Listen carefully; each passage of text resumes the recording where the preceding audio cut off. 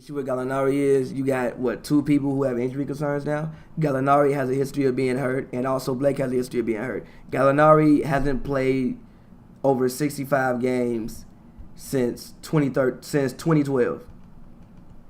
It was 71, then he tore his ACL, then 59, 53, 63. He has been hooping the last 2 years. Since he came back from the ACL, he has been hooping, but he's 29 and he already has an injury history. Yes, but you also have to think about it from this perspective. In Denver for the past 2 years, and really all over his entire career, he's been playing 33 to 4 games a minute. He doesn't need to play 30 that much. minutes a game. You can drop him down to around 30 minutes a game because the primary scorer on this team when he comes back is going to be Blake. So early in the season, Danilo, go crazy, get involved with the team. DeAndre Jordan is still there. You sign him to a max deal for a reason. One day, his big stupid ass got to develop a game. One day his big stupid ass got to develop a game.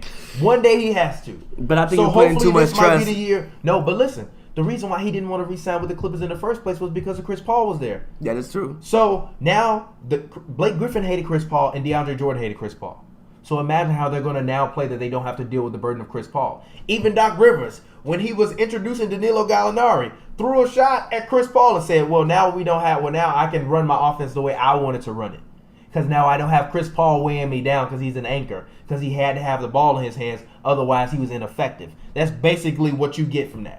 Now, you give the two guys that hated Chris Paul another scorer that they can play with, and Danilo's a shooter. You have Lou Williams coming off the bench. You have the guy that they just signed, Toselovic or Teletovic, or however you pronounce it. Who was apparently the best passer Kevin Durant has ever seen. Well, no. He threw the best pass Kevin Durant has ever seen. But even speaking of that, we've been watching FIBA ball and all that stuff like that. I haven't seen him play. I haven't seen him play either, but even watching FIBA ball, you can see how competitive and how skilled those guys actually are. They just don't really, honestly, watching FIBA, I just don't necessarily see that same level of athleticism that the American players have. Yeah. And that's the biggest difference. But the skill is there. So even if he can pass, he's your backup point guard. Well, he's one of your backup point guards that you have. You can have Lou Williams run the point guard. Austin Rivers, you gave him that deal, right? If you Doc Rivers, he got better last year. You put the chip down on Austin Rivers. He got better last year. On Austin Rivers. He got better last year. And although I did call him Austin Streams, he got better last year. Although I did call him Austin Streams, he got hurt, and he was also dealing with Chris Paul, who it seems like people didn't really like on the team. He averaged 12 points a game. He started 29 of them. He also averaged 2.8 assists. He's really going to be playing more of a shooting guard role.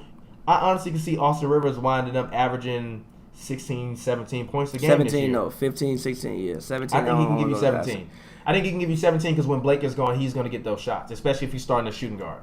If he's not starting, then it depends. He's starting. He's going to start, so he's going to get those shots. He's going to get all those shots JJ got. So we get to really see if Austin Rivers was all his father's height, or if he's actually a hooper. No, Austin Rivers had a very solid year last year. I think Austin Rivers possibly could have got some sixth man of the year votes, in my opinion, last year. Austin Rivers was solid last year. Yeah, he was really solid last year. He was very He even shot 37% from the 3-point. He made his daddy look like his daddy had common sense. Yeah, he did. Yeah, but now he can take it to another level. I can see Austin Rivers turning into like a Deion Waiters type of player for the Clippers. I think Deion Waiters could be Austin Rivers' ceiling. And if you're telling me that Deion is a potential all-star in the East, then I think Austin Rivers, from a sheer standpoint of on this team, has that same level of potential in terms of like scoring at the same rate. I don't disagree with that. So like I don't disagree with that. I think that this team, I think this Clipper team winds up, what did we say, 48 to get into the playoffs? Yeah. I honestly don't be surprised, and I'm saying it first, and it's not Chris Paul hate. I genuinely feel like they got better, and they got rid of Luke Mbah-a-Moute, who doesn't start anymore because literally you could not throw the man the ball. It was like throwing Andre Roberson the ball, and now he's in Houston. Fine, get rid of him. You got him. You still have Wesley Johnson. Like, you cool. I mean, defensively they still have a very good team. Harrell. Defensively, they still have a very good team. The one thing about me is the Clippers don't really have any young talent. So where is your future? Everywhere I look around, I see really no young talent. There's nobody who I look at like, oh, they're a prospect. I disagree with that. Who? Montrezl Harrell? No. Yes. No. How good do you really think Montrezl Harrell can be? Wait a minute. He's only in his second year. Last year, when he played 18 minutes a game, he averaged 9 points and he averaged 4 rebounds on that Houston team. Like, that's not bad. 9 points a game. Him coming off the bench for DeAndre now.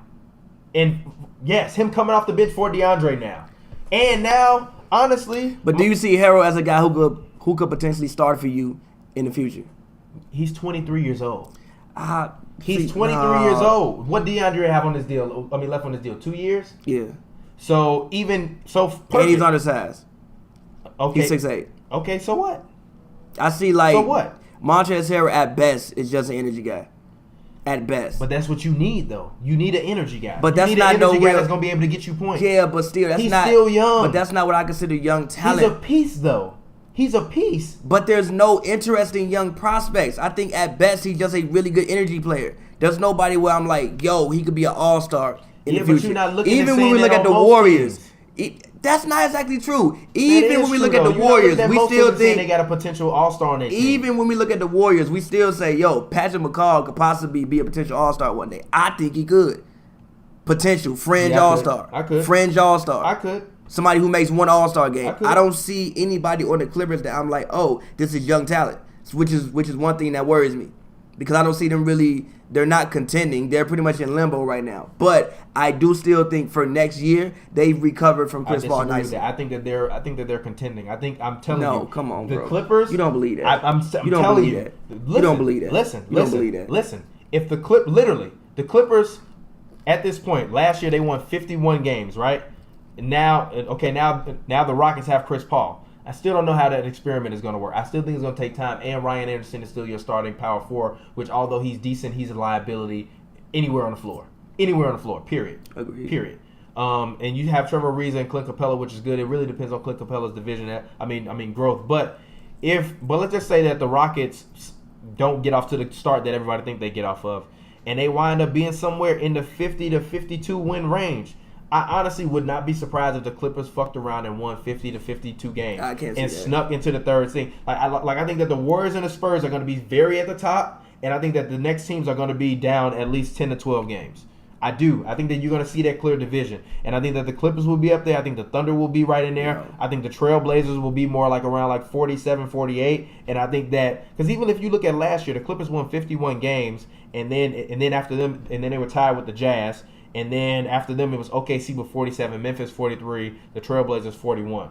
So if we talk about 41 wins got you in last year, probably really 45 is going to get you in this year. If the Clippers are up and they win in around 49, 50 games, they have a potential to be up there, especially if the Rockets stumble out the I think the gate. Clippers max are a potential 7th, 8th, max 6th seed. Max. And honestly, even if the Clippers were the 7th seed, they would be scary to me versus the Spurs.